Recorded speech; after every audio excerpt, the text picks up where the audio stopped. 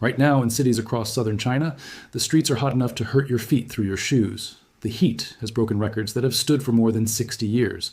Rivers have dried up. Power plants have shut down.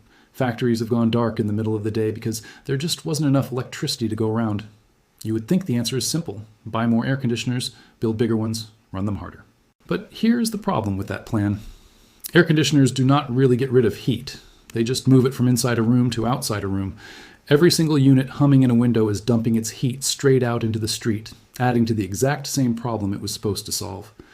Pack a city full of millions of air conditioners all working at once, and you end up with streets that are hotter than they would have been without any of them. The fix was quietly making the disease worse. That is not what happened. Instead, engineers in China looked at the problem and asked a different question. What if we stopped trying to cool people one room at a time and started cooling entire cities instead? What if the fix wasn't a machine in every window, but something hidden underground, something painted on a rooftop, something shot into the sky, or something small enough to hang around your neck? That is exactly what is happening right now. There's a paint that makes a building colder than the air around it, and it does not use a single watt of electricity. There are machines that can trigger rain on command, right when a city needs it the most. There's a giant hidden machine buried under an entire business district that cools dozens of buildings from one spot. And there's a 1,000-year-old building trick, nearly forgotten, that modern skyscrapers are now copying on purpose. None of this is science fiction. Every single one of these things is running today, right now, while you watch this video. And this is not a small problem happening to a small number of people. We are talking about hundreds of millions of people living through summers that keep breaking records almost every single year. When the heat gets bad enough, it is not just uncomfortable. It can shut down factories, dry up rivers, and put people in the hospital. So the pressure to find real answers fast has never been higher. By the end, you're going to understand exactly how each one works. In plain, simple terms, no confusing science talk. And the last one on this list is so small and so cheap that almost anyone can use it, yet it might be doing more to save lives than anything else on this entire list. Before we get into it, if you like learning about strange, real-world tech that actually works, hit subscribe. I dig through real studies, real engineering reports, and real news from the ground, so you do not have to wade through boring science papers to get the good stuff. There is a lot more coming on, how cities are quietly rethinking things we assumed were fixed forever. So you will want to be here for the next one. Now, to understand how China is pulling off something this big, we need to start at the very top. Not on the ground, not in a building, in the sky itself. Making it rain on command. In the summer of 2022, China lived through the worst heat wave in modern memory. It did not last a few days. It lasted more than 60 days in a row, the longest stretch of extreme heat since the country started keeping full weather records back in 1961. The numbers were almost hard to believe. More than 100 cities were placed under the highest possible heat warning. The Yangtze River, one of the biggest rivers on the entire planet, shrank so much that parts of its riverbed cracked open and turned to dry dirt. Boats that normally sailed down the middle of the river were suddenly stranded on exposed mud, and entire stretches of riverbank that had been underwater for generations were sitting out in the open air. That mattered more than it sounds like, because the Yangtze does not just supply drinking water. It powers hydroelectric dams that send electricity to cities more than 1,000 miles away. When the river dried up, the power dropped with it. In Sichuan province, a region with about the same population as a small country, factories were ordered to shut down completely for 6 straight days just to save enough electricity to keep hospitals and homes running.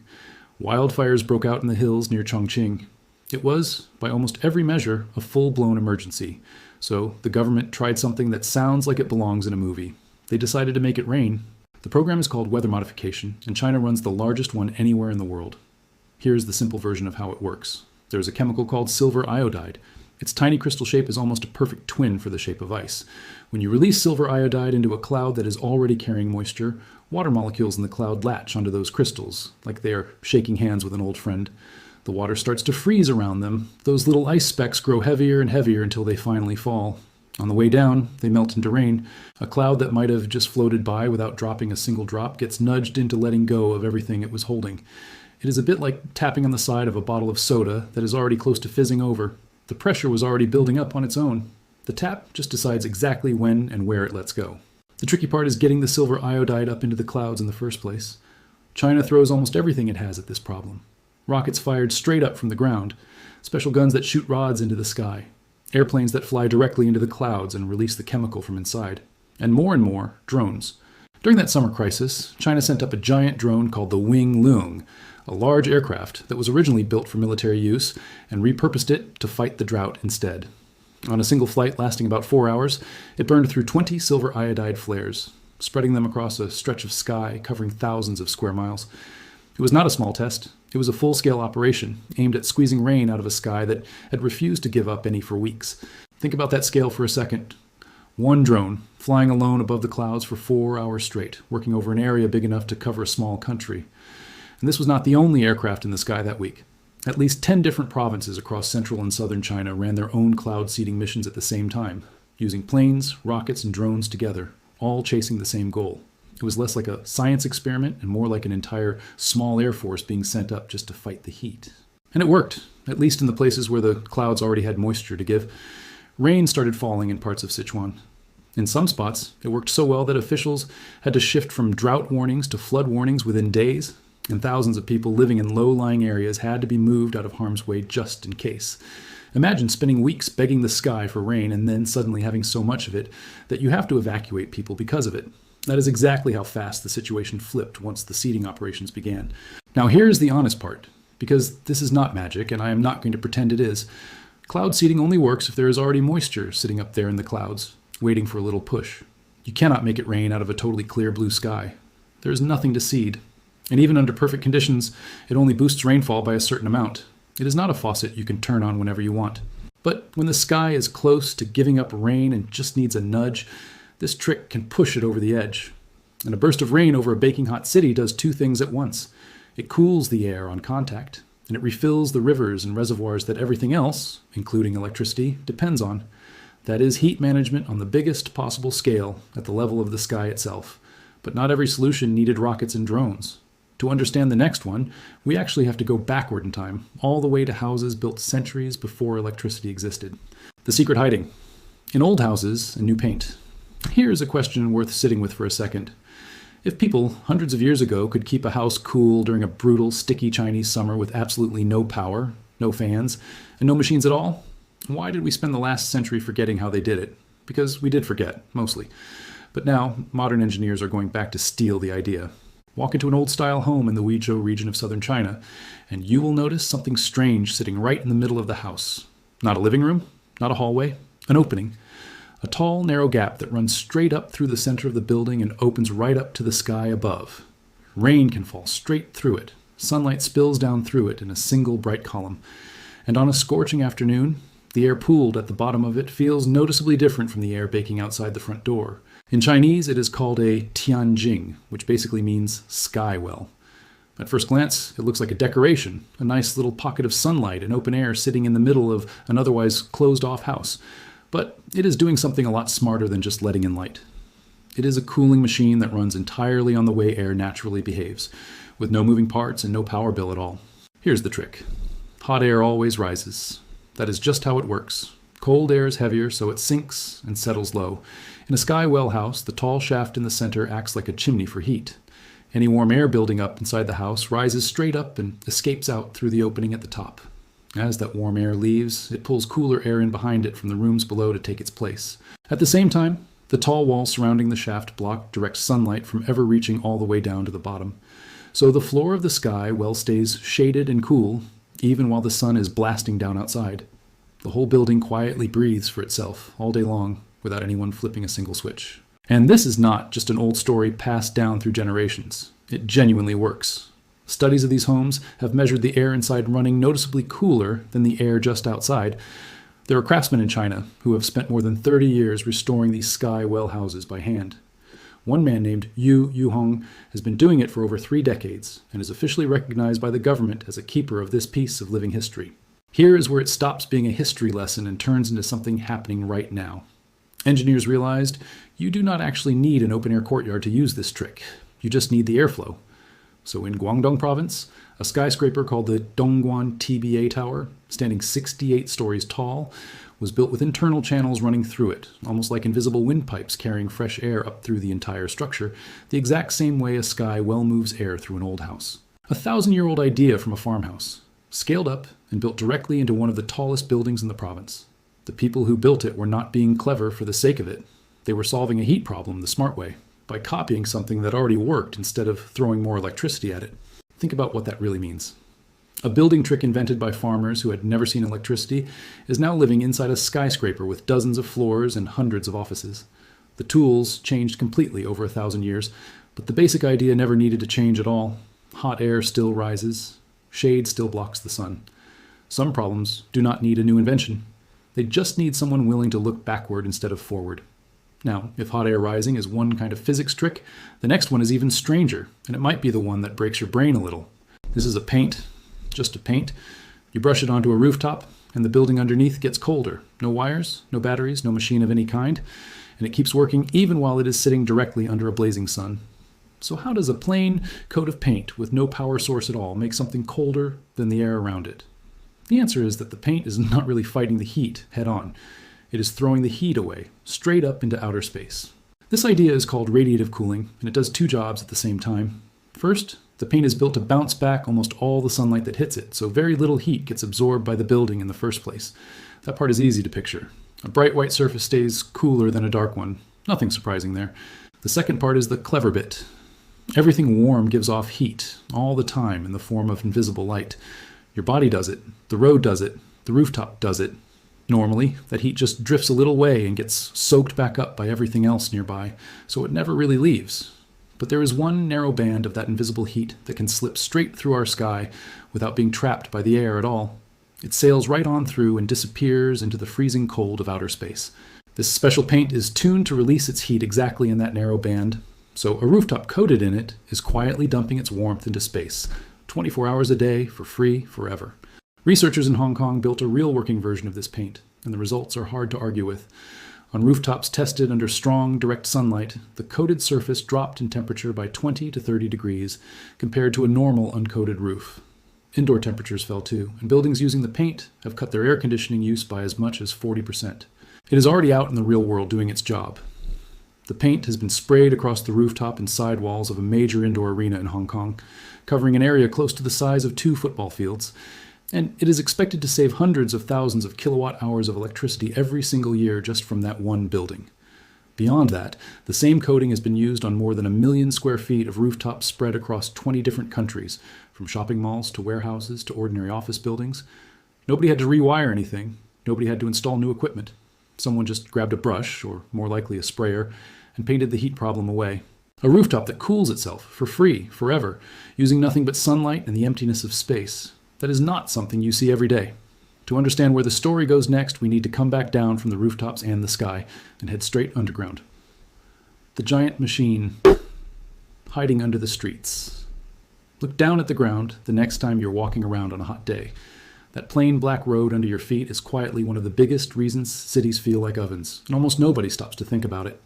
Normal black asphalt barely reflects any sunlight at all. It soaks up somewhere around 90% of the sun's energy that lands on it.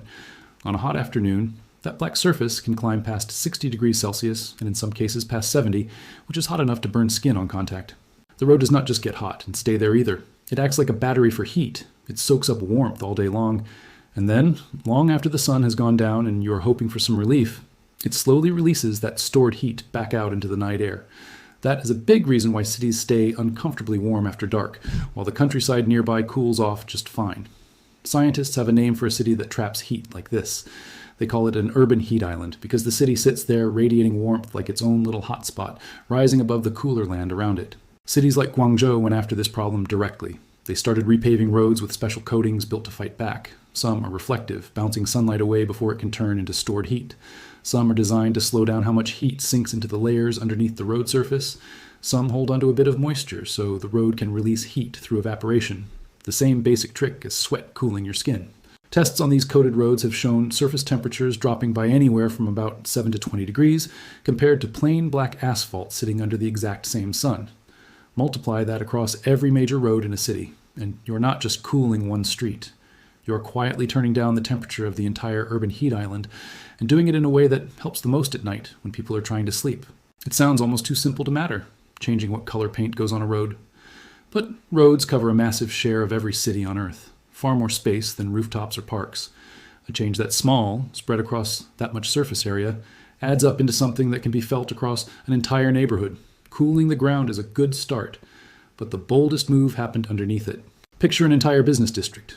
Dozens of office towers, malls, hotels, and apartment buildings all packed close together.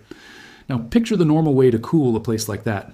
Thousands of separate air conditioning units, each one bolted onto its own building, each one running its own compressor, each one leaking a little bit of refrigerant, and pulling its own share of electricity from the grid.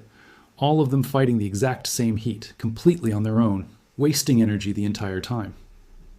China looked at that setup and basically asked, why are we doing this the hard way? In the Qianhai district of Shenzhen, engineers built something different. Deep underground, several floors below street level, sits a massive plant. A journalist who visited it described it as looking less like a single machine and more like an entire factory, a tangled maze of pipes, pumps, and chillers spread out across a space large enough to hold a football field. Standing inside it, you would have no idea you were underneath a business district full of people working at their desks, completely unaware that the reason their office feels comfortable is happening 4 floors beneath their shoes. This underground plant has one job. It produces chilled water on a massive scale, then pumps that cold water out through a huge network of insulated pipes running beneath the streets, feeding it into building after building across the district. Every tower simply taps into the network, kind of like how your house taps into the city water supply. Chilled water flows in, soaks up the heat from inside the building, and flows back to the plant to get cooled all over again. Every building gets all the cooling it needs, and not a single one of them has to run its own bulky chiller. The whole network stretches across roughly 90 kilometers of underground pipes, all connecting back to a handful of plants like this one spread out under the district.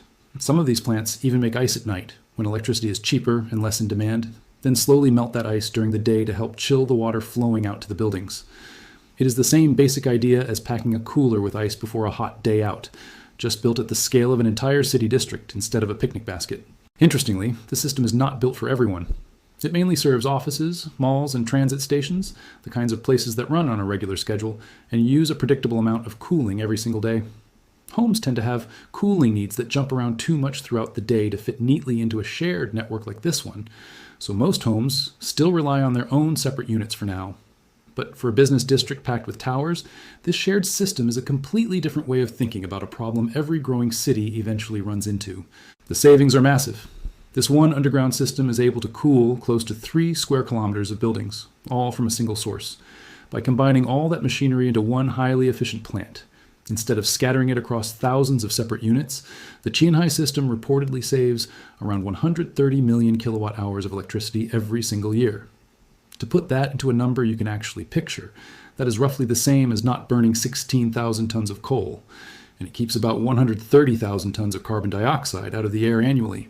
Fewer separate machines also means far less refrigerant leaking out into the atmosphere, which matters a lot, since those chemicals are some of the most powerful greenhouse gases we have ever created. It is the complete opposite approach from the normal way of cooling a city. Instead of 10,000 small units each fighting their own little battle against the heat, you get one giant, ruthlessly efficient machine hidden underground where you would never even know it exists. That covers the sky, the buildings, the roads, and what is buried underneath them. But 2 of the biggest ideas on this entire list are not really about the city at all. They are about you, standing outside in the heat, with nowhere to hide. And that is where we go next. The cooling you can wear. Everything so far has been about cooling a place, a road, a rooftop, a district, a cloud. But none of that solves one very specific problem. What happens to the person who is just outside, walking, waiting for a bus, standing in the sun with nowhere to go? You cannot air condition the open sky. Or at least, you were not supposed to be able to. You have probably seen the video without realizing what you were actually looking at. A crowded street in a Chinese city, people walking, shopping, eating, and drifting through all of it. A thin white haze hanging over the sidewalk like a low cloud that decided to settle right at street level. The people underneath it are not getting wet. Nobody is reaching for an umbrella. They just look strangely more comfortable than they should given how hot it is outside. That haze is a public cooling system, and the trick behind it is one of the oldest ideas in science. It is called evaporative cooling. Here's what is actually happening. Tiny nozzles push water out through openings so small that what comes out is not really droplets at all. It is a mist made of particles so tiny that as they fall through hot air, they do not survive the trip down to the ground. They turn from liquid into vapor while they are still falling. Turning liquid water into vapor takes energy, and that energy has to come from somewhere. It gets pulled straight out of the surrounding air. Every single droplet that disappears steals a tiny bit of heat from the air around it. Multiply that by millions of droplets floating over a busy intersection, and the effect adds up fast. In just a few minutes, a system like this can pull the local temperature down by 5 to 8 degrees, out in the open, on a public street, where the heat is usually impossible to escape. Because the droplets are so fine, they vanish before they ever reach the ground. No puddles, no wet clothes, just cooler air. And the best part is the cost. A regular air conditioner has to compress refrigerant and run a heavy motor nonstop. A misting system just needs a pump and some water. It uses a tiny fraction of the electricity that a normal air conditioner would need, and it can cool a space that a normal air conditioner could never reach in the first place, like an entire open-air market or a busy train station entrance. Think about the difference between trying to cool a sealed box and trying to cool the open sky. A normal air conditioner only works because it is fighting inside a closed room, with walls and a door, keeping the cold air trapped where it belongs. The second you step outside, that entire idea falls apart. There's nothing to trap the cold air, nothing stopping it from just drifting away. Misting sidesteps that problem completely. It does not try to trap cold air at all. It just keeps making more of it, over and over, drop by drop, for as long as the pump keeps running. That is the difference between fighting a losing battle and simply refusing to play by the old rules in the first place. Cities have also started scattering standalone cooling machines through public spaces, at bus stops, tourist areas, and busy squares. These machines blow a steady stream of cool air straight into the crowd. Many of them run on solar panels bolted right onto the top of the unit.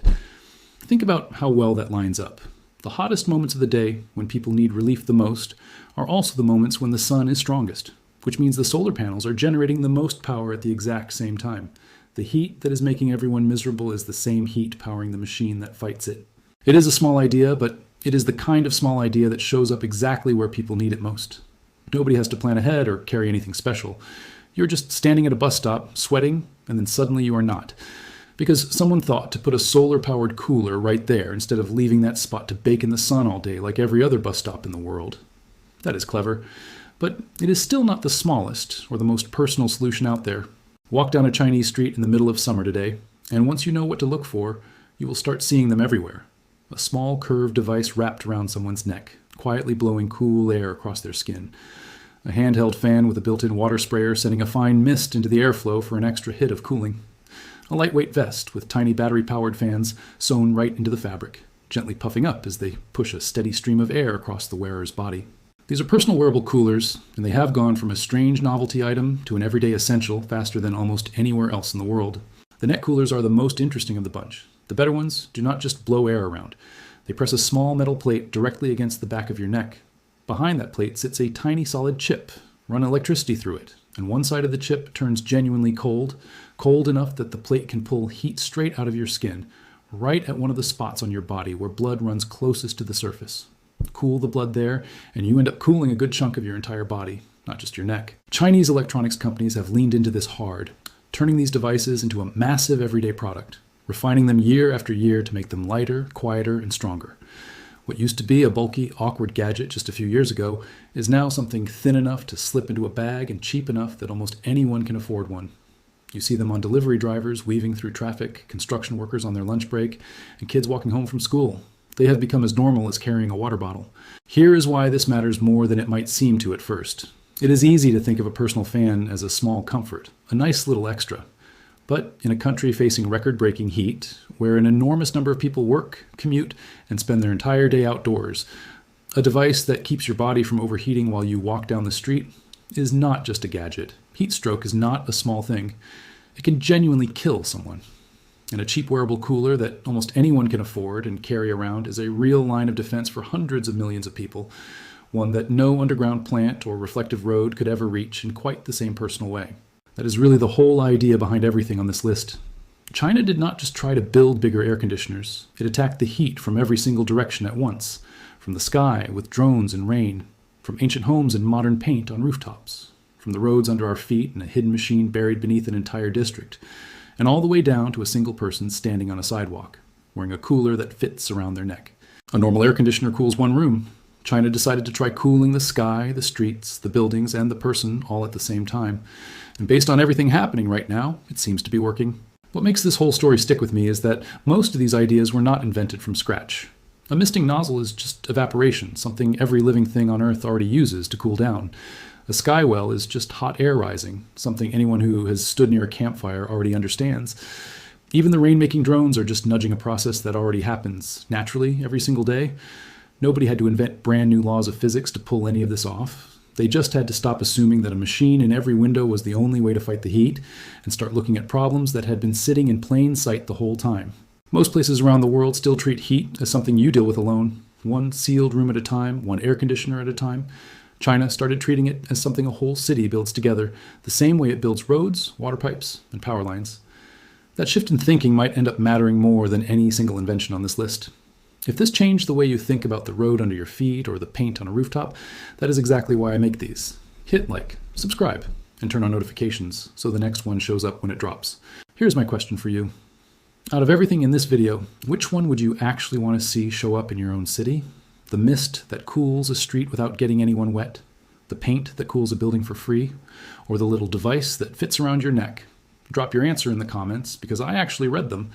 And if you're curious how a country pulls off all of this without wrecking its own power grid, that is a story worth telling on its own, and it is coming soon. I will see you in the next one.